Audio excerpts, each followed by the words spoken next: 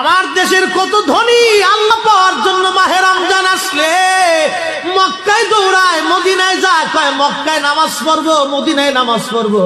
1 রাকাত নামাজে 1 লক্ষ রাকাতের সওয়াব, 1 রাকাত নামাজে 50,000 রাকাতের সওয়াব।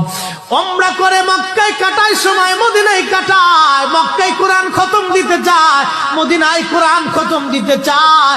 সওয়াব মাহে রমজানে অগণিত সওয়াবের আশায় ব্যক্তিগুলি আল্লাহর ঘরে হাজিরা দেয়, কিন্তু বাড়ির পাশে গ্রামের কত গরিব মানুষ টাকার অভাবে বাবা ভালো ইফতার করতে পারে না, টাকার অভাবে কত মা ভালো সেহরি করে রোজা রাখতে পারে না।